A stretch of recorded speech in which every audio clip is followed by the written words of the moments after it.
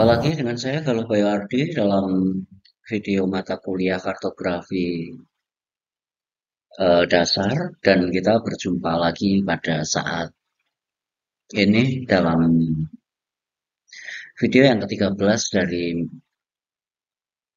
video-video yang sebelumnya yang memang sudah di-upload dan mungkin setelah Anda saksikan semuanya. Nah, kali ini berikutnya kita akan membahas mengenai peta topografi. Nah, di sini peta topografi ini kita akan bisa apa namanya kita akan bisa mencoba memahami salah satu jenis peta di antara sekian banyak jenis-jenis peta kemarin yang sempat kita bahas. Ini adalah salah satu peta dengan nama atau dengan sebutan bisa kita katakan peta topografi. Mengenai peta topografi ini akan seperti apa? Kita akan membahasnya lebih lanjut. Oke, kita akan langsung masuk pada slide berikutnya mengenai peta topografi ini. Oke.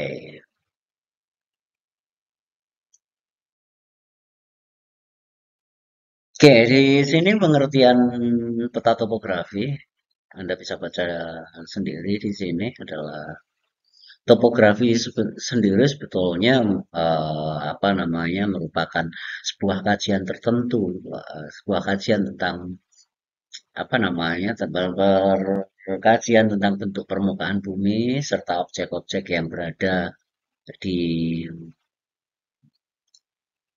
sekitar bumi, termasuk juga sebetulnya planet atau satelit alami seperti bulan, juga asteroid.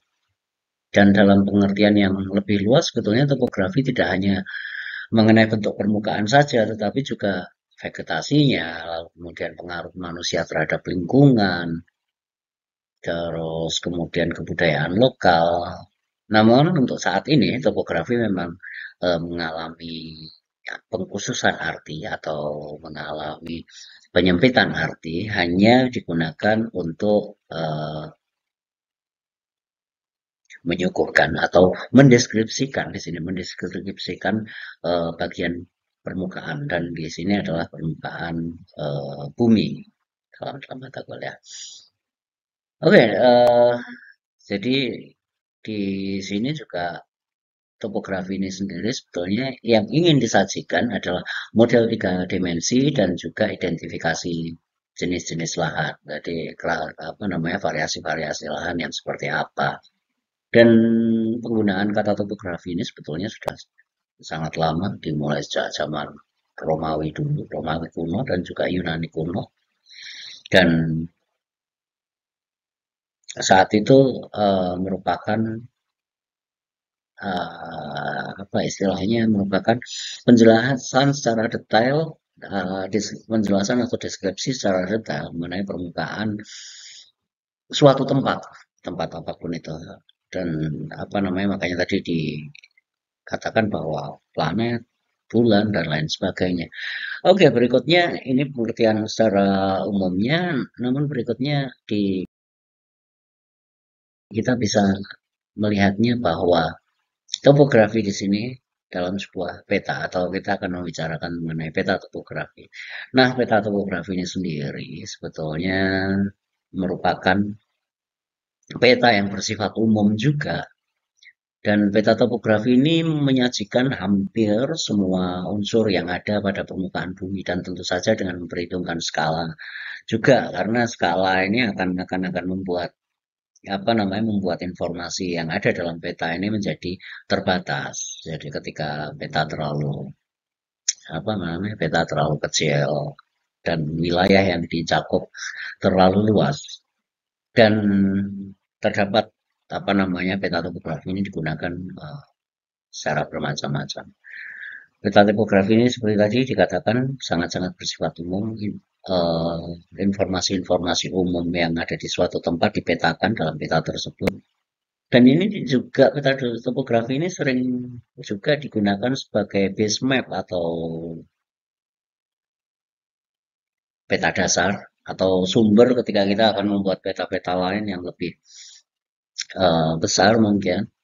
dan juga dalam ketika kita akan menyajikan peta-peta yang lebih tematik atau peta tematik seperti peta tata guna tanah, peta eh, ya peta-peta peta kontur mungkin kalau akan melihat apa namanya topografinya secara detail ketinggian tanah setiap berapa meter kenaikan ketinggian tanah lalu peta pariwisata dan lain sebagainya karena ini akan menunjukkan apa namanya wilayah tersebut ketika kita melihat peta topografi ini kita juga akan mengetahui bahwa daerah tersebut merupakan pegunungan, perbukitan atau dataran. Oke, selanjutnya masih mengenai pengertian topografi juga. Nah, ini mungkin akan lebih apa namanya lebih lebih terinci di sini. Peta topografi biasanya di sini menggambarkan semua unsur topografi yang nampak di permukaan bumi. Oke, misalnya seperti ya unsur-unsur alam seperti sungai, danau, gunung, hutan dan lain sebagainya. Lalu kemudian unsur-unsur buatan manusia pun juga digambarkan di sini seperti gedung, jalan, pasar, bandara dan bangunan-bangunan atau bentang lahan yang memang sudah dimodifikasi atau dibuat diatur sedemikian rupa oleh manusia. Lalu kemudian di sisi lain relief permukaan bumi, ketinggian, titik tinggi, data-data kontur topografi. Jadi akan terlihat bagaimana geomorfologi, morfologi dari suatu tempat itu dalam peta tersebut. Nah, namun unsur-unsur tersebut juga harus diupayakan untuk memperlihatkan posisi, skala, jarak yang mewakili jarak-jarak yang sebenarnya. Dalam arti skalanya jelas pastinya itu. Oke. Lalu kemudian di peta topografi, memang ada peta khusus yang memang detail atau sering disebut peta kontur yang merupakan detailnya peta topografi. Dan di sini ada beberapa beberapa peta dapat eh, ditunjukkan atau nampak kontur, garis-garis kontur, garis imajiner, garis kontur dari peta topografi tersebut. Nah, di sini merupakan garis khayal atau garis imajiner karena garis itu tidak ada secara fisik, tapi hanya untuk menandai perbedaan ketinggian. Dan garis khayal tersebut menghubungkan titik-titik dengan ketinggian yang sama dan biasanya di sini garis kontur tersebut setiap kali apa namanya dalam peta topografi tersebut setiap kenaikan ketinggian 50 meter di atas permukaan laut ya garis ini dibuat di sana. Jadi berdasarkan apa namanya acuan-acuan tertentu. Kemudian di sini Anda sudah kemarin sudah mengetahui atau sudah pernah dijelaskan di mata kuliah lain pengertian tentang garis kontur ini. Ya, garis ini ditarik pada peta yang menghubungkan elevasi ketinggian yang sama. Jadi dari peta tersebut, dari bentang yang seperti apa, dari gambar sebelah mana itu nampak lebih apa namanya bukan nampak, itu menunjukkan ketinggian tempat yang seperti apa. Ya, atau ketinggian tempat berapa ketinggian tempat tersebut. Misalnya ada dua garis kontur naik, yang artinya itu berarti eh, kondisinya sudah berbeda 50 apa namanya 50 meter di atas permukaan laut dan ketika ada dua garis kontur berarti mungkin di ke sana lokasi tersebut ketinggiannya sudah 100 meter di atas permukaan laut. Oke, ini tentang garis kontur. Berikutnya fungsinya tentu saja sambil kita cek sudah tersebut sebelumnya tadi bahwa ini menentukan potongan memanjang antara dua tempat. Jadi ada tempat yang lebih rendah dan ada tempat yang lebih tinggi. Kemudian menghitung luas daerah genangan dalam volume bendungan. Nah, mengapa garis kontur ini dapat digunakan untuk menghitung atau volume suatu benda, apa suatu bendungan? Karena garis kontur ini menunjukkan ketinggian. Nah, ketinggian apa namanya ketinggian dalam dalam dalam suatu wilayah yang ditunjukkan dalam peta tersebut itu akan menunjukkan juga di mana wilayah-wilayah yang jauh lebih rendah dibanding wilayah lain. Sehingga tempat-tempat tersebut itu merupakan tempat yang paling rendah, posisinya paling rendah. Biasanya di sana tempat air tergenang dan ketika ada daerah-daerah yang lebih tinggi itu juga ya dapat membatasi ada kecenderungan membatasi perginya air atau istilahnya drainase air. Mungkin nanti ada istilah drainase, kemampuan air untuk bergerak atau suatu kondisi yang membuat air tersebut dapat bergerak. Di sini juga akan dapat digunakan untuk menentukan arah jalan dengan tingkat kelandaian tertentu. Jadi kita akan dengan peta topografi dan dengan peta topografi yang memang ada garis-garis konturnya, kita bisa membayangkan jalan yang akan kita lewati dalam peta tersebut. Itu apakah menanjak, ataukah datar, landai, atau bahkan mungkin tebing. Seperti misalnya kemarin di sempat untuk pertemuan minggu lalu, pertemuan yang sebelumnya kemarin kita membahas ada simbol-simbol peta yang menunjukkan apa namanya yang menunjukkan simbol-simbol topografi atau kontur yang di sana merupakan jurang atau tebing. Kemudian yang terakhir di sini menentukan kemungkinan titik-titik yang ada di lapangan itu sama tinggi dan masing-masing bisa terlihat di sana.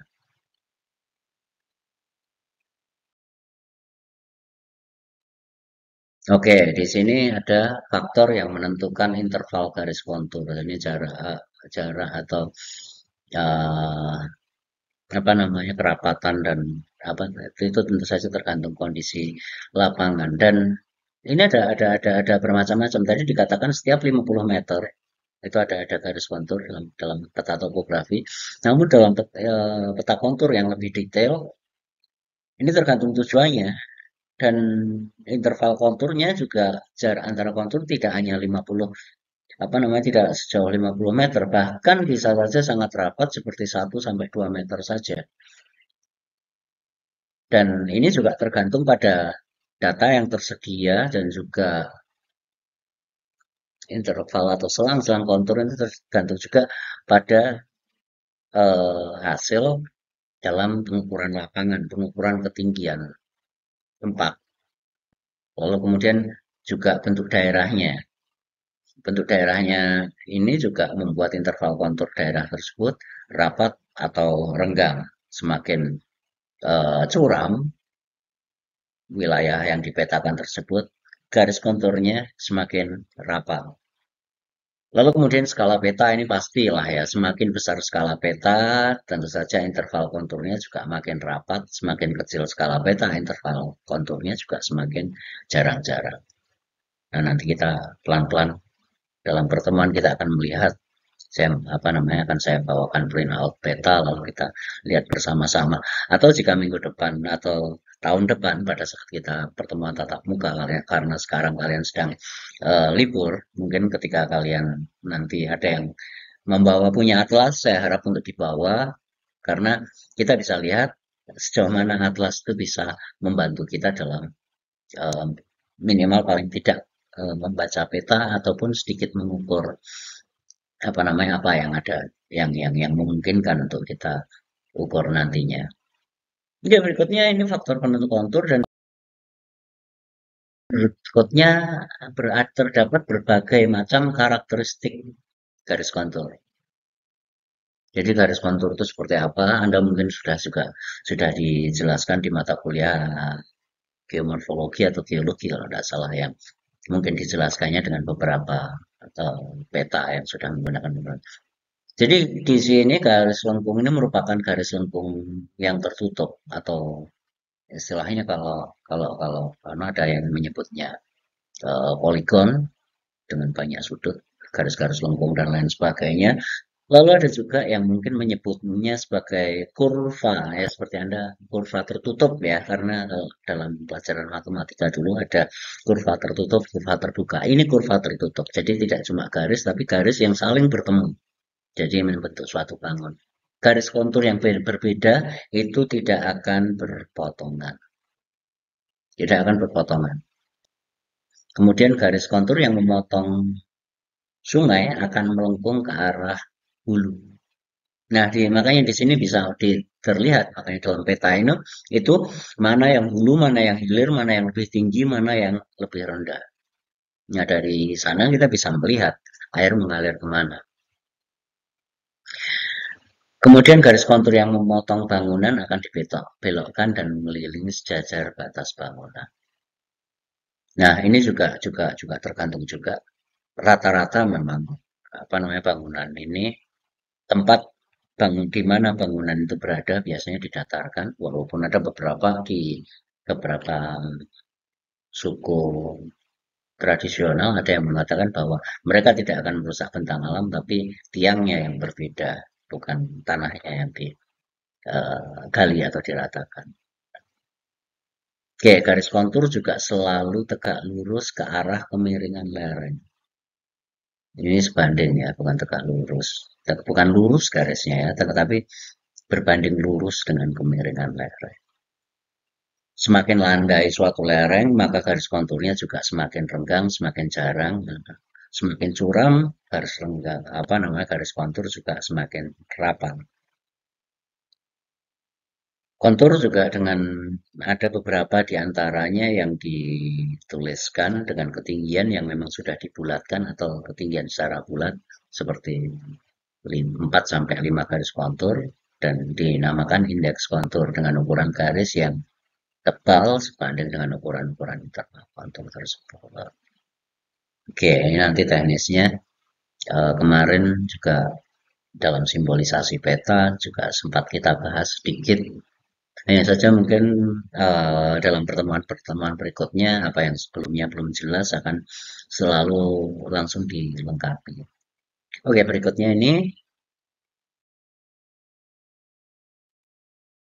ini selipan. Ini sebetulnya harus ya kita pernah pernah apa namanya pernah kita bahas tapi waktu itu saya lupa untuk dilompatin.